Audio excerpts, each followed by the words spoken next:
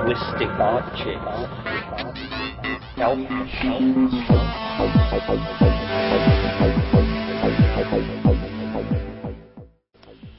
Greetings from Cyberdelic Space. This is Lorenzo, and I'm your host here in the Psychedelic Salon. Well, just as promised, today we're going to hear the continuation of the previous podcast in which Ralph Abraham and Rupert Sheldrake were discussing creativity and chaos. And this is from the first series of Trialogues they held, along with Terence McKenna, at Esalen in September of 1989. There's one little hitch here, I guess, and that is that the first 12 minutes of the tape had a really bad hum in it. I guess there was some sort of a problem with the line connection from the board, but it magically cleared up about 12 minutes or so into the recording. And I did my best to remove that annoying hum, since it was really pretty loud. But unfortunately, taking it out sort of distorted their voices just a little bit. But it's only for the first few minutes, and it's not nearly as bad as listening to that hum. So let's not delay any longer. When we left them in our last program, Rupert Sheldrake was just beginning to describe his understanding that mathematical attractors pulled from the front, as he put it.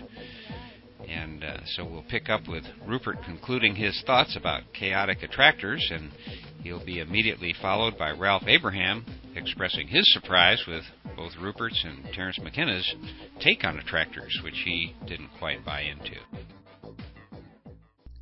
But the fact is, however one tries to get out of it, they do seem to be dealing with a new conception, a pulling rather than a pushing, something that's more Aristotelian than mechanistic, something that involves the pulling from in front. And on the cosmological level, we get to what Terence and I were discussing this morning, the idea of an attractor for the entire cosmic evolutionary process. Well, I have to admit that when I heard this morning from both of you, my jaw dropped. I was astonished at this interpretation, and and I can't say it's wrong, but I can say that it's different. I'm sure it's different from the way that any mathematician has thought about attractors in dynamical systems before. I think it's an arbitrary interpretation. I mean, here we have the track, and here we have the train going down the track. Now we know that the train is going to keep on going down the track, and it's going to get to the next station in 7 minutes. Is the station pulling the train? So the dynamical system, like what we think of the dynamical system, is the rule, which is the track. That when the train is a certain place, it's on the track. Where is it going to go next? It's going down the track. The rule is that the train will go down the track. Some trains are going to jump track. But basically, the rule is the track where the train now is. And as a matter of fact, it leads on to where the train is going to be next. And then the rule is applied again. I mean, we have a game that we're playing here according to rule, if you consent to play. And that is, the rules of the game are that when you are in this spot, you go this way. When you are in this spot, you go this way. And these rules, the rules of the game, the running rules, comprise the agreement. That's the dynamical system. Now, there's some mathematics somewhere. Maybe there isn't even, but we imagine that then you just turn the crank on the axiomatic system, and it says eventually you'll get to a destination, the station, which might not be a point. It might be a circular track, or it might be a tangled-up heap of track, which is a chaotic attractor. That doesn't mean that the attractor is pulling the train. So to think of the attractor as pulling the train, I think is suggested by the word attractor, which never, ever, when we thought of this word in the early 1960s, did we ever think that it would be interpreted in this way. But now I can see it's the obvious interpretation that anyone would make when they read this word. It means nothing else? Yes. And the same problem was confronted by Sir Isaac Newton. I mean, when he chose the word attraction for gravitational attraction, as Voltaire said in 1730 when he visited London, this was years after, 30, 40 years after Newton, 50 years after Newton had developed these ideas, they were still not accepted in France. And Voltaire said the principal reason the French academicians scorned Newton's ideas was that he'd used the word attraction. Voltaire said if he'd used a different word, his ideas would have been more readily accepted. Because the word attraction, which for the French then, as it still does for us today, has connotations of sexual attraction and is steeped in sort of animistic and subjective associations, seemed to them perfectly absurd. The idea that the earth could be attracting a stone in a way that had anything to do with the way that an attractive woman could be attracting a man seemed to them absurdly animistic. And Newton was... Voltaire said if he'd chosen a different word, his theories would have been adopted 30 years earlier in France. Now, Voltaire may have been wrong, but the fact is that his ideas weren't accepted in France. And from the very beginning, the notion of gravitational attraction, because of these animistic associations, was a difficulty for people. But the fact is that Newton, by substituting gravitational attraction, managed to build a mechanistic cosmology that replaced an animistic cosmology by introducing animistic principles by subterfuge.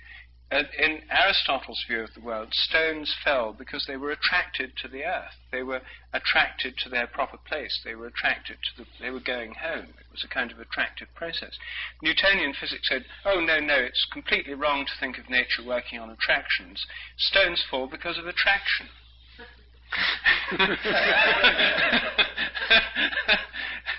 And then, if you say, well, wait a minute, isn't that rather a funny word to use? They said, oh, no, forget about any sort of animistic associations. This is a totally technical term. Now, so we've been through this particular thing before. We have, yes. And what's happened is that in the evolution of science since the mechanistic revolution, attraction has been reinvented again and again, and its inventors choose the name, and then supporters then disavow that this is what they're saying, because the name has such an inherent appeal and plausibility. It seems to correspond to the way nature's going. They then remember that science isn't meant to be like that, and sort of pretend that actually it's just a coincidence. He could have called it something else. But Newtonian physics and the triumph of the mechanistic system, in my opinion, only works because what it was seeking to deny was introduced into it by a kind of subterfuge, and pretended that this was a mechanical principle, whereas it was something else. And I suspect that the same is true with your dynamical attractors myself. And you see, I think even if you take your example of the train, the station isn't pulling the train, but in a sense what's motivating the train is the purpose of the people getting to New York or Los Angeles or London. Unless human beings were purposive and had destinations they wanted to get to, unless railway companies had schedules and planned the way they ran the trains in accordance with what they thought supply and demand was, that train wouldn't be running. There's a sense in which the station is an attractor. If I want to go by train to London, I get on a train that's going to London because in a sense it's my purpose to go to London. And the idea that the train can be modelled as if there's a tractor, but actually it's just a sister dynamical system running along rails that happens to end up at London. If you observe enough trains on the London railway line, you see lots of them going to London, so you put in the model that London's an attractor, but it's got nothing to do with attraction. That's, in a sense, a subterfuge, because it has got a great deal to do with attraction. There are railway lines running nowhere in particular that very few people travel on, and after a while, they have no stations. Railway companies close them down because they say there's no demand. So I think you see that there is this implication, and I think even in your chosen example it's really there. Well, I think it's a good analogy with Newton's attraction. And there are, with his theory, or equally in general relativity, some unresolved difficult problems about action at a distance in space. And I think that we have the same thing here, but it's a question of action at a distance in time. And there are two different times that are being confused, and I think the idea of two-dimensional time that a couple of people have already suggested could aid us here. The train goes down to the track and arrives at the station, and that's the attractor, but it's not actually pulling the train. So there is an action at the given instant before the train arrives at the station. The arrival at the station is still in the future. The problem with thinking of the station pulling the train, is that the cause is then in the future. That's the problem with this teleological approach. However, your argument that the station pulls the train because the people want to go there applies to a different kind of time, and that's the time on the scale of the evolution of the train system. And people used to get off the train there and there was no station. They asked the conductor for it to stop, and after many people did, and then they built the station there, and so on.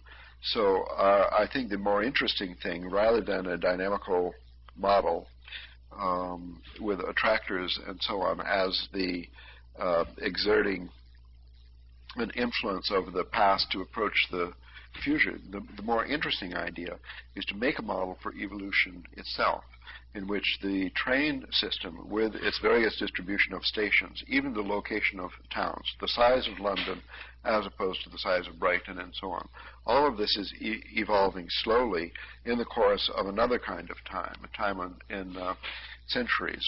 And there we have this pattern is coming forth on a trajectory in another space, which is also going to an attractor, which is the final configuration, the city plan, the location of cities, the network of train tracks, and so on. And the evolution of that is also going toward an attractor. But is it being pulled by the attractor? So I think it's not, because the people are exerting their will by getting on and off the train wherever they want, and that's the real cause, as it were. The determinant of evolution is the free will in the moment, is the collective action of the citizens in the present. Well, just one more thing I should say before we ask Terence for his opinion. There's a sense in which we face this problem in our own psychology. There's a sense in which our own motivations you see, motivations in the ordinary psychological sense are not pushing from behind, but pulling from ahead. And in courts of law, seeking to establish the cause of what happened, motivation is very important. Did so-and-so willfully murder so-and-so? And if so, what was their motive? The motive isn't if they did it in order to kill them, in order to inherit money that they would inherit through their will, there's a sense in which a future state or an imagined future state is what's pulling them. And there's a sense in which our own motivation, we have desires and goals, we have purposes and aims. Even if just like coming to Esalen this weekend, all of us had the intention of getting here. And the intention preceded our coming here. And the sense in which the goal of being here at Esalen this weekend drew our behavior towards it. And that goal was in the future. So we face the same problem when dealing with our own psychological motivations, which we know most about. We know more about our own motivations than about the functioning of the course of nature. And I would have thought exactly the same problems arose. And the concept of morphic attractors in morphic resonance theory and in Aristotle's notion of the soul, the concept of the entelechy, is trying to deal with this fact that somehow in the present, the system, the person, the developing animal, the developing plant, in the present is subject to the influence of a potential future state that hasn't yet come into being. But that future state is what directs and guides and attracts the development of the present system. Now, is that future state existing in the present in some other dimension or direction of time, or is it actually out there in the future and pulling from tomorrow or the day after tomorrow through time? I mean, these may be just different ways of trying to imagine how this is working. Now we've arrived at the imagination. Exactly. Over to Terence.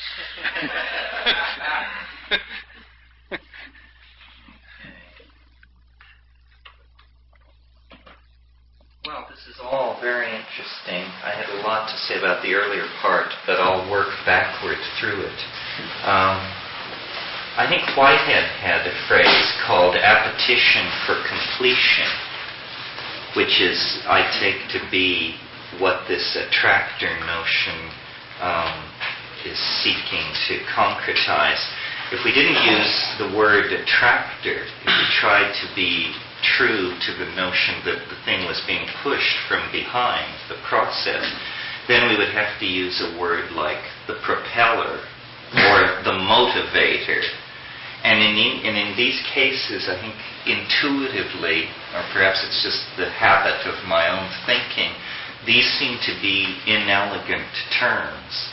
They seem to immediately raise questions of operational detail that attractor doesn't. We know how things are attracted to something. They simply move toward them. But if something is propelled towards something, if something is motivated towards something, then we have to visualize an engine strapped to it that is moving it toward an end state which it somehow is able to magically find, where if you view the attractor as the bottom of an energy well, then anything put into the energy well will make its way to the attractor, because the attractor is the least energetic state. And so the whole system tends to move in that direction. The idea that the cause is in the future makes hash of the notion of causality. And so this is, I think, on the part of science, something that they're very concerned to eliminate, because the backwash from that assumption will make the practice of science much more difficult. Nevertheless, Ralph and his colleagues have been modeling for many years now plant growth, dripping faucets, coupled oscillators like groups of cuckoo clocks hung on the wall, and this sort of thing. The modeling task, ne plus ultra, is history. This is where you're no longer playing a little game to demonstrate something to a group of students or colleagues, but where you actually are saying our models, our methods are powerful enough that now we will take on the real world, not even the real world of biology, but the real world of the felt experience of being embedded in human institutions. Well, when you look at history, I think the whole reason history has bogged down in the 20th century is because of the absence of belief in an attractor. This is the hideous legacy of existentialism and all the philosophies constellated around it, that there is no attractor, there is no appetition for completion. Everything is referent to the past up through the present and no further. So that's what I think about the last part of the thing. What interested me more and appealed more to my own kinkiness, because it caused me to think something I had never thought before, even though on one level Rupert was taking liberties with my material. This notion about complexity and cooling, I saw, perhaps because I heard it from his lips rather than my own, I saw a dimension which I had never seen before, which is, my tendency is always to carry any principle to the ultimate extrapolation. And if in fact the increase of complexity in the life of the universe is directly related to falling temperatures in the universe, then it seems to me it's reasonable to suppose that the most complex states in the projective history of the universe will occur at very low temperatures. Well, isn't it interesting then that phenomena like superconductivity and stuff like that has to do with low temperatures? And superconductivity is fascinating to cybernetic engineers because it's a way to preserve information from decay.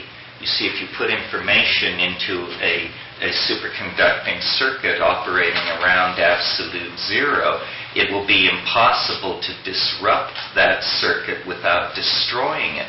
And people like Erwin Schrödinger, as early as the mid-30s, suggested that since life seeks to stabilize itself against mutation, the obvious principle to be brought in to aid in that task would be something very much like superconductivity.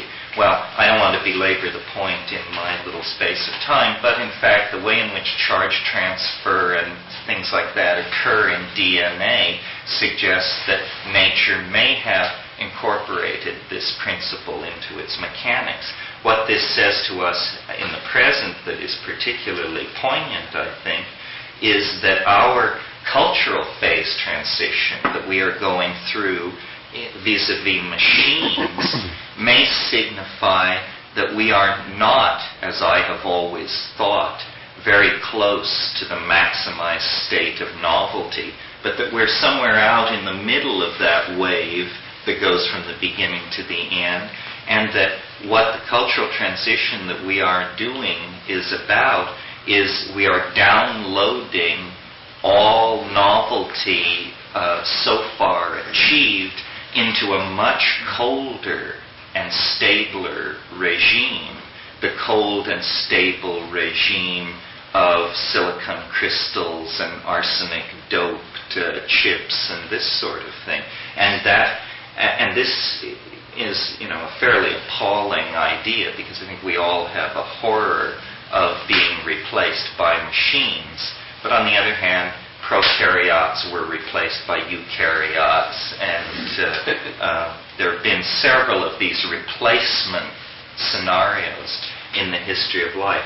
So I think it's interesting that you make this point about cooling and complexity. It seems to me to imply that in my own theory, the 0 point may in fact be the absolute 0 point, and that what the time wave or the fractal of time really describes is the fluctuation of the career of heat over the life of the universe, and that in domains of high heat, information is degraded and novelty is lost, and there is a kind of recidivist tendency, and when temperatures fall, order reasserts itself and stabilizes.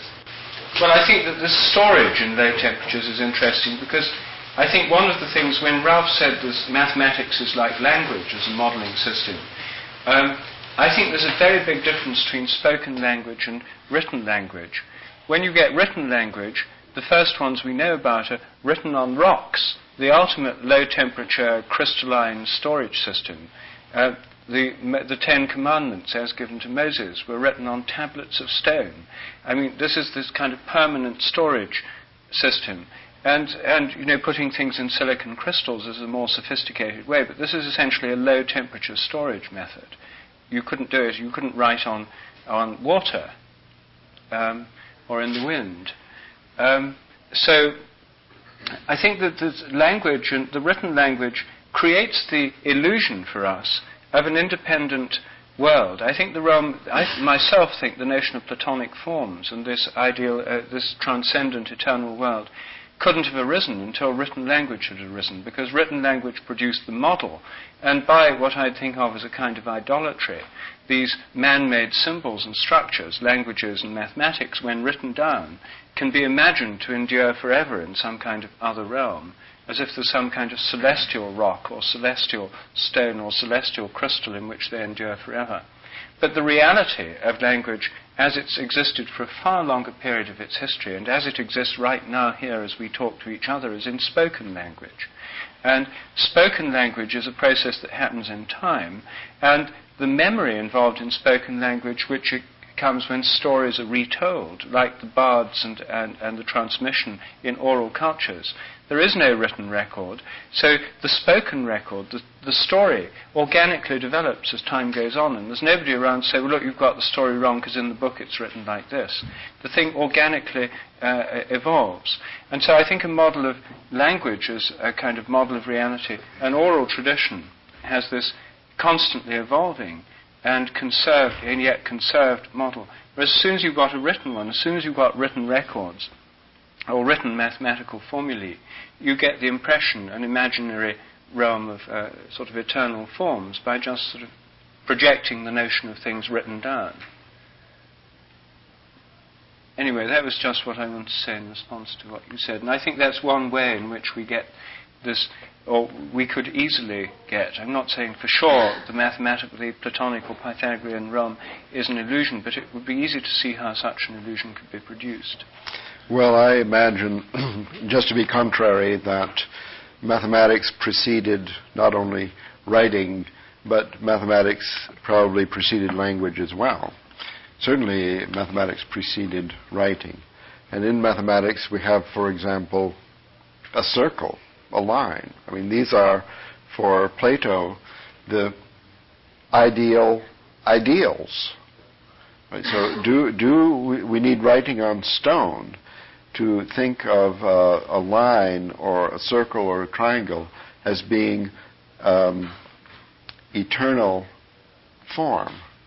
And the evolution of this kind of mathematics preceding writing was probably done by drawing in sand.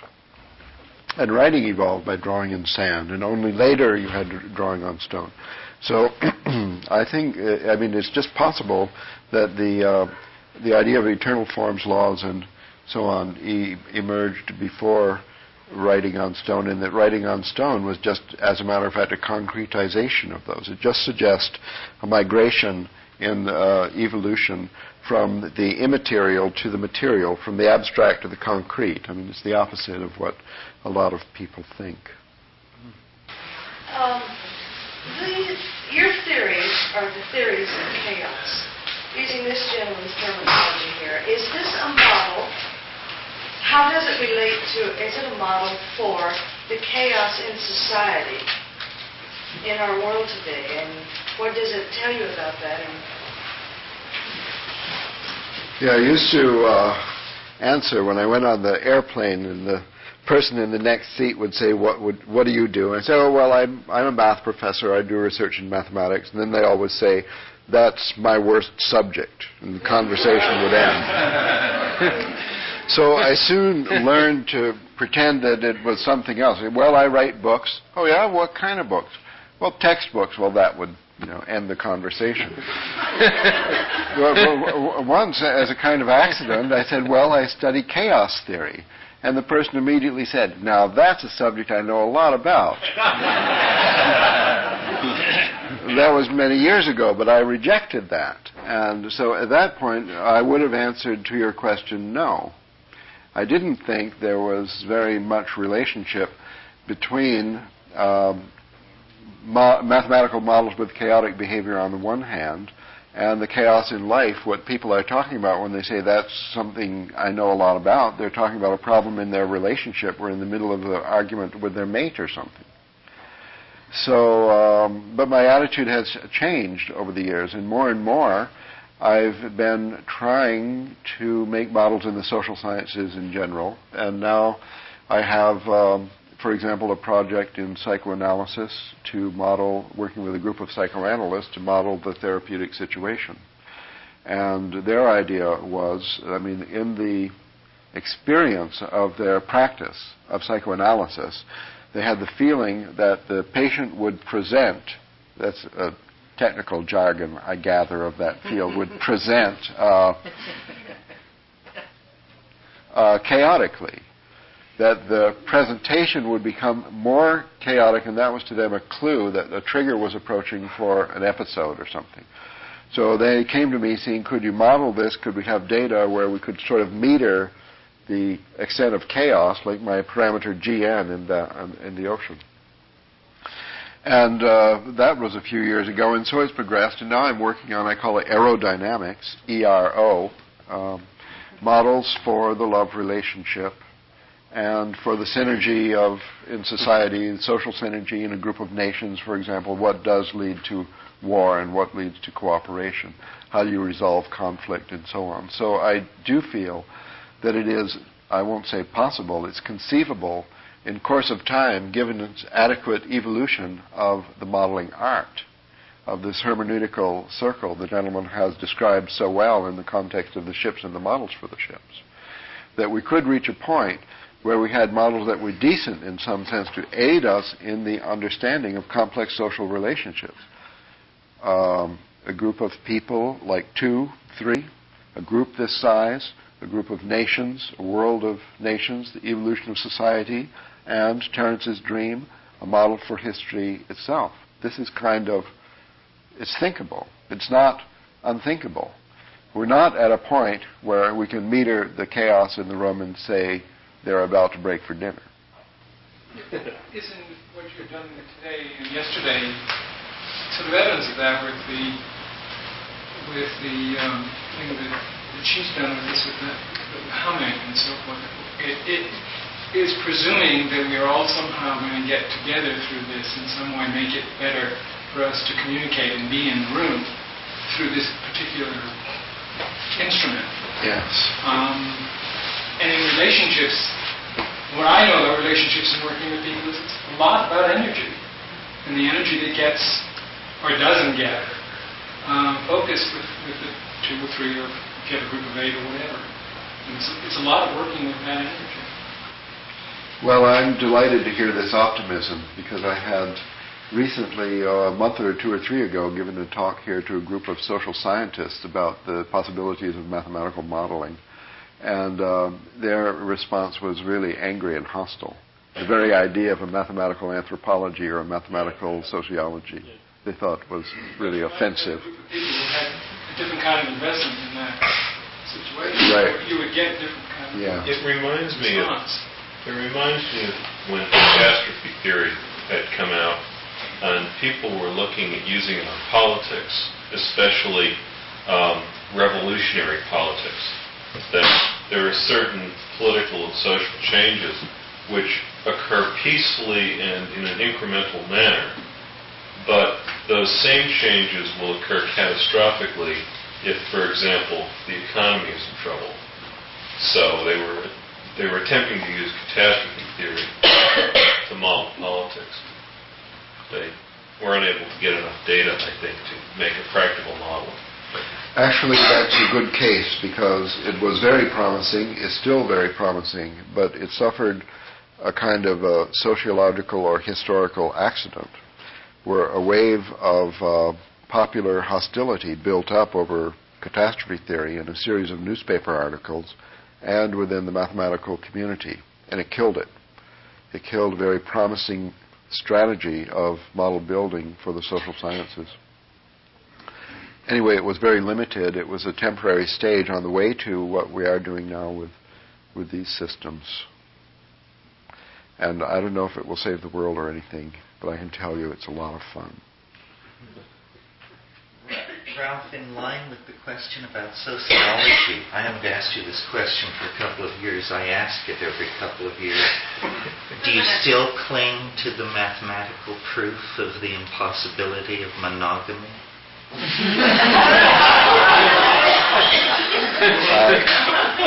I don't remember your asking that 2 years ago, Terence, nor ever before.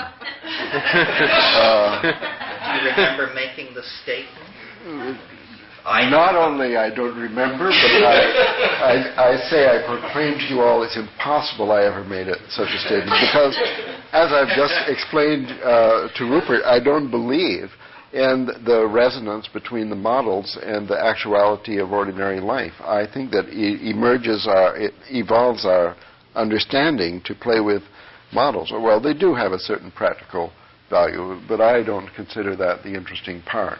So if I had a mathematical proof of the impossibility of monogamy in a certain model universe of model relationship in level 3, I might have spoken about that, and you made what Gregory Basin called a category error and thought I was talking about human relationship. But you know, I never actually speak about human relationship. I wish you told me this years ago.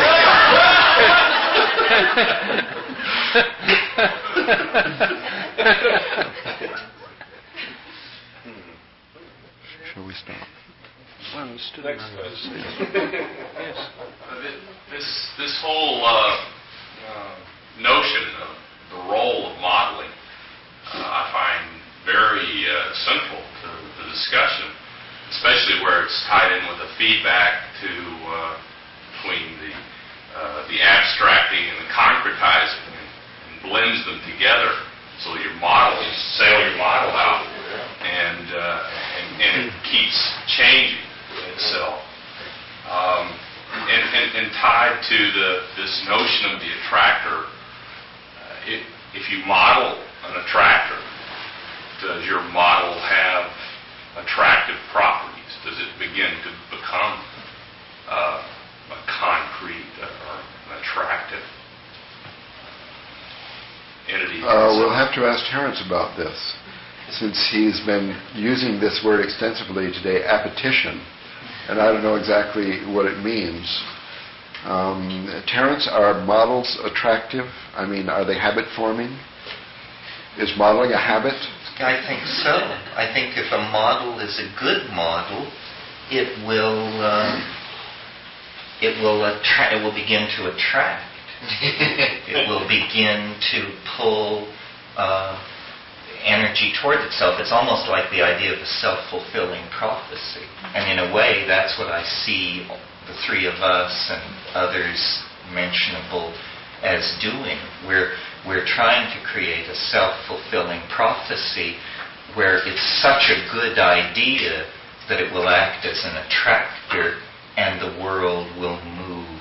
Yes, a good dream for a future with a future. Yes. Well, maybe it's an appropriate time just to make mention of this area of mythology and ritual. That here we have a kind of model which has been thought to be crucial for the evolution of a society. And it could be that certain models are attractive in that realm. For example, the Trinity or one God. I think that it's possible, I mean, there's an alternative possibility in that the models aren't attractive exactly, but you have springing up thousands of new societies around the planet every few years, and some of them will survive. They're like mutations in the social sphere, and some will survive for a while and others not. And some may have a really huge history, like 3,000 or 5,000 years. Or our civilization, how old is this one? It starts with the Renaissance or in the time of Christ. Is, say, in the Renaissance, this particular model with its very complicated pantheon of gods and goddesses.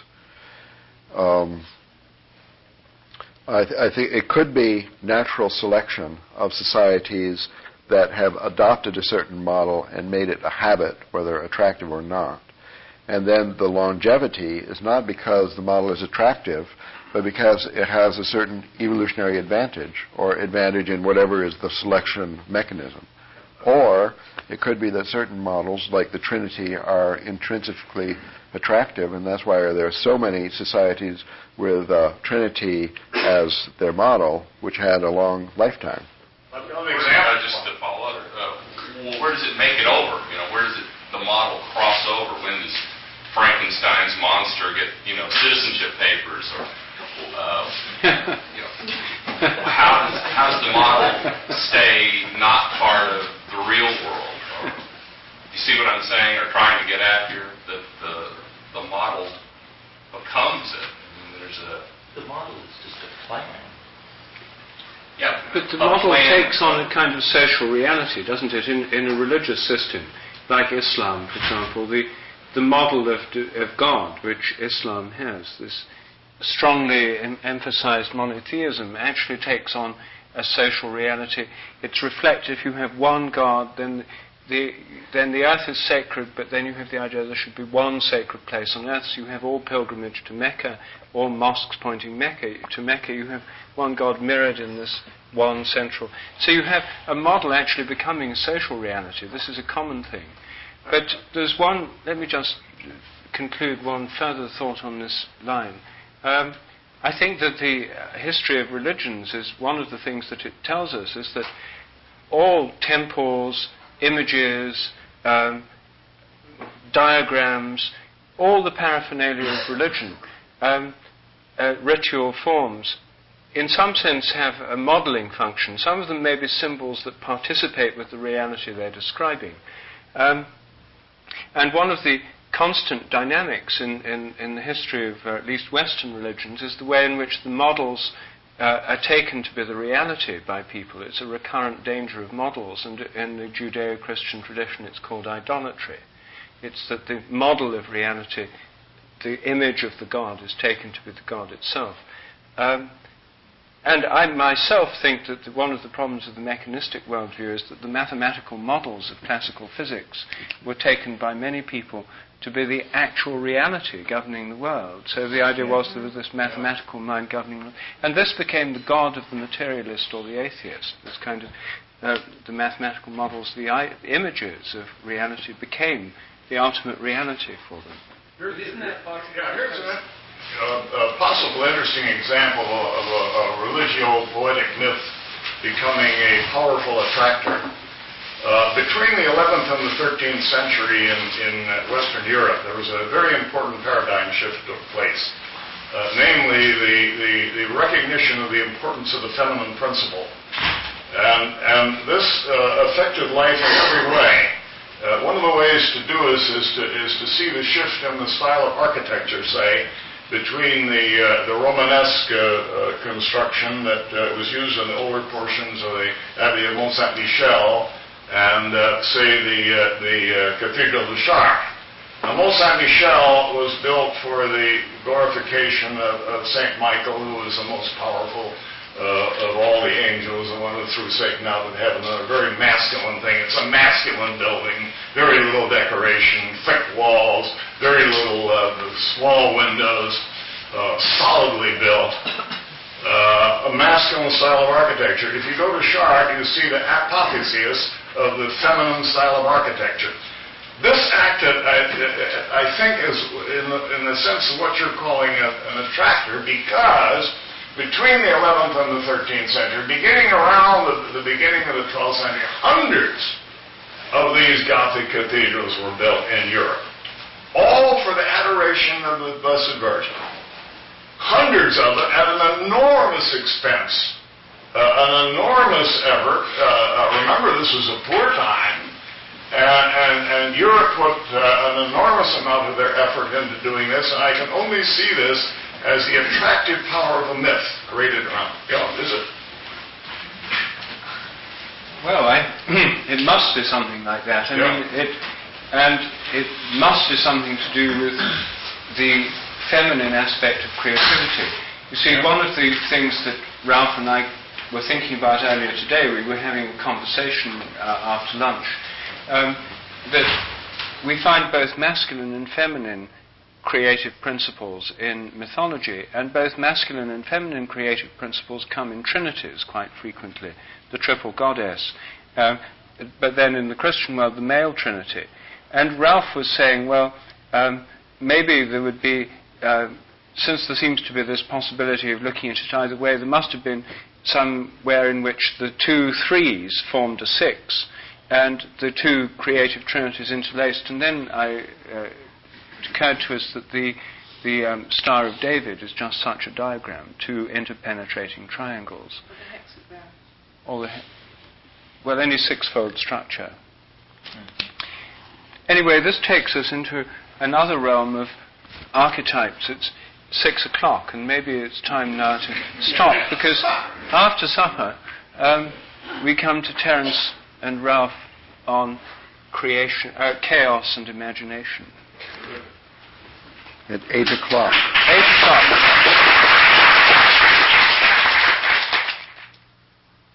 And that's where we'll pick up with the next Trialogue, which will be the podcast after next. Because, as most of you already know, I'm trying to put out 3 programs each week, at least for a little while.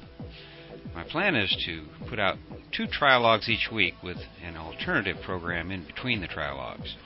Once I get this first series podcast, I'll let you know what I decide about how soon the next series will come out, because maybe you'll be ready for a break from the Trialoguers by then. In any event, I've got an embarrassment of riches in new program material right now, so it looks like we're going to have some interesting times together in the year ahead.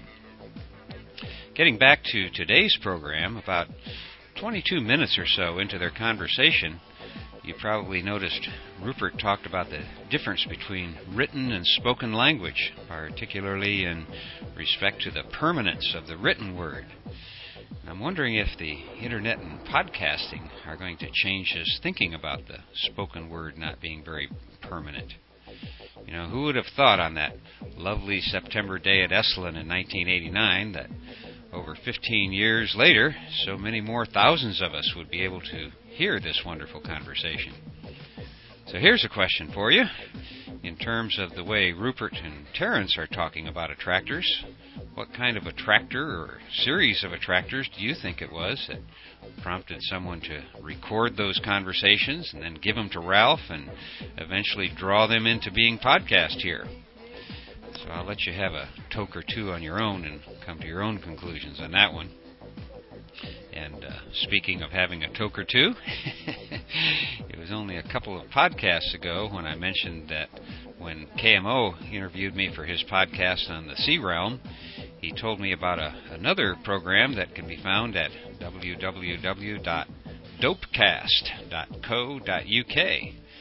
And now that I've heard several programs, I have to say that it's one of the best podcasts I've heard so far.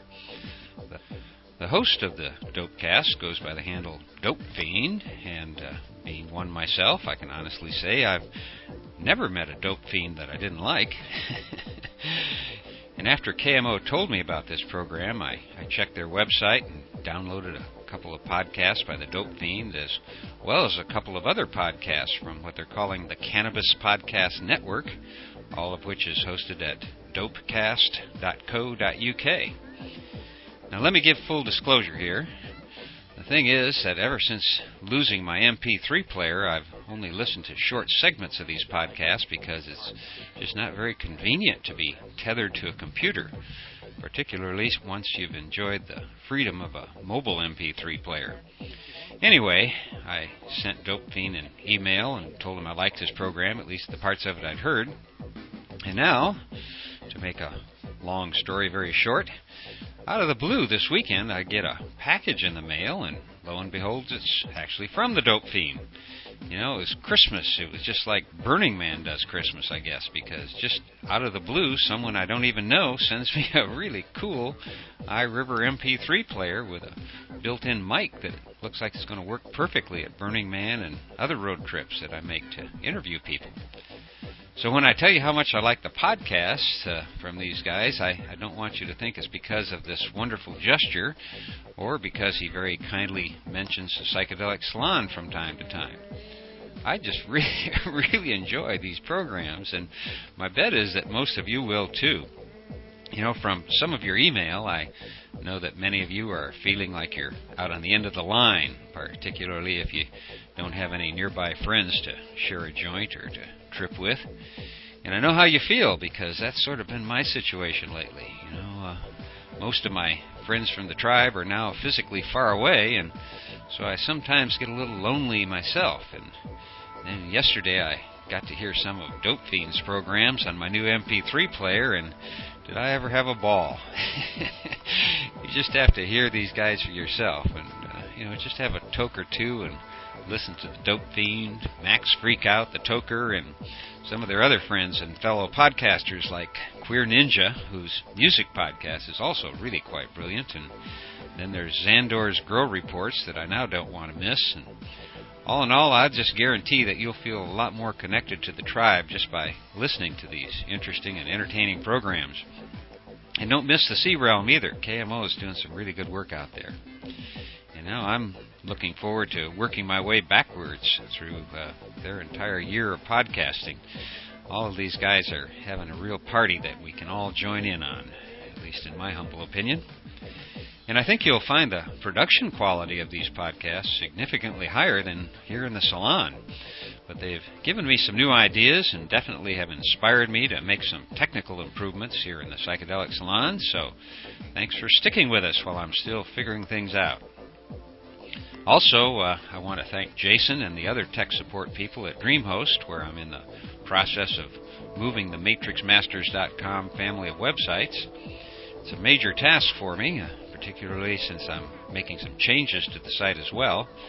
But once it's finished, I think you'll like some of the things like the secure IM chat feature that we're going to eventually be able to use. So thanks for putting up with the super long podcast page for now. You know, I feel your pain, as the saying goes.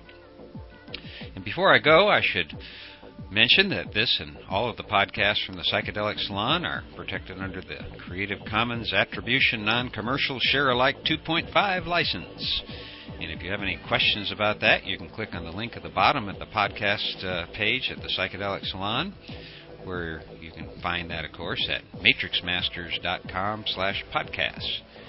And if you still have questions, you can send them in an email to lorenzo@matrixmasters.com. And I want to thank Jacques, Cordell, and Wells, otherwise known as Chateau Hayuk, for the use of their music here in the Psychedelic Salon. And thanks again, Ralph Abraham, both for participating in the Trialogues and then for letting Bruce Damer and me digitize your tapes of these sessions and put them online for our friends here in the Psychedelic Salon to enjoy. And for now, this is Lorenzo, signing off from Cyberdelic Space. Be well, my friends.